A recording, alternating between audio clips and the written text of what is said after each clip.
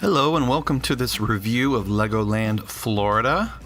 We got there pretty early in the morning right before they opened, and while you wait in line before they do their own sort of rope drop ceremony, your kids can play before you walk in. We got a deal online where you could get one free kid ticket for every adult ticket purchased. But once we got in, we kind of ran ahead to some roller coasters. There were zero lines. It was a Saturday in February. And the roller coasters were actually pretty great. Excuse my thumb there. One's called the Dino Coaster. Others you'll see later in the video, but they were very age appropriate. Still some good thrills, but not too scary. This was a legit wooden coaster experience. We got to ride it over and over again, which was really nice. And it was a pretty long ride. I'm a fairly tall person, so it was kind of harder to fit my legs in some of these rides, but all of the rides at Legoland were perfect if your kids are ages 3 or 4 up to about, I'd say, 12. And they had some of these layouts with Legos that just were really amazing. If you're a Star Wars fan, the number of Star Wars Lego layouts was really something to watch. As you see here, we walked around and looked at all of these things that were made entirely of Legos. If you Star Destroyers, they've got scenes from the newer Star Wars movies like The Force Awakens and The Last Jedi.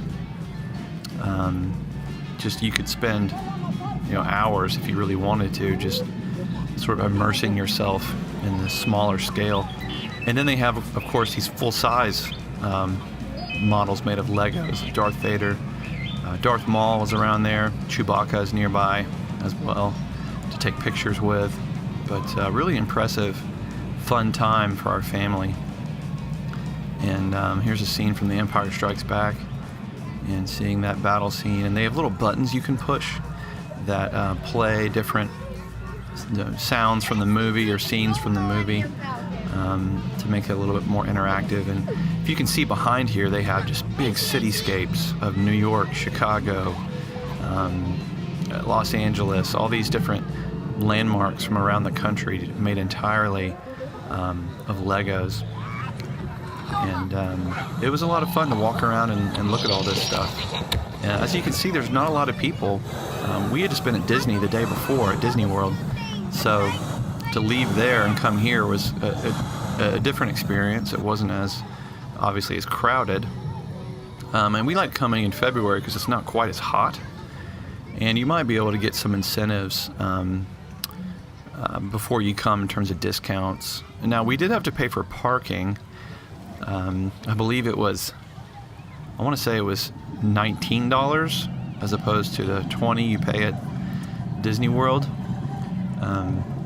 But here's another scene from other Star Wars movies. This may have been episode 3, maybe, if you're a Star Wars nerd like me. And we just spent some time walking around these layouts and really taking it all in.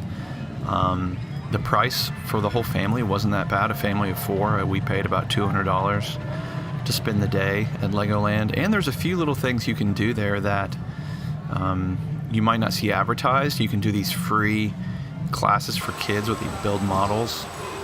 Here's a ride they have a whole castle area, sort of a medieval theme. And as you can see, it's not going too fast, but it's still fun for parents and smaller children. And that was a fun area, the whole castle, medieval themed. And again, the Lego thing carries throughout.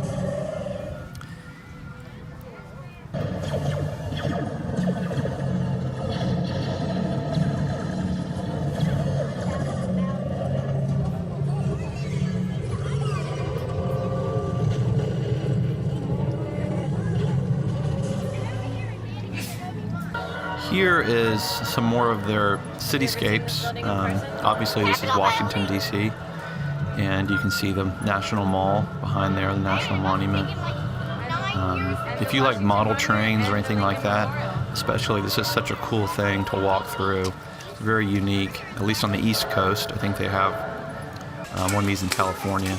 And here's some indoor play areas where kids can literally just climb around in big piles of Legos and create things. And it was also in this building where you could take classes for free to build your own model. Now this roller coaster blew my mind. It's a VR coaster, and you put on the VR headset and you feel like you're in the Lego movie. So it's timed up with the motions of the headset, and just really sharp graphics. Maybe one of the coolest roller coasters I've ever been on anywhere. I absolutely loved it. We had to wait about 30 minutes in just that size line because the car sizes are fairly small, but definitely ride that one. If you enjoyed this video, please feel free to like it below and comment. Also subscribe to our channel. We really appreciate you watching and spending time learning more about Legoland. And go ahead and watch some more of our videos here.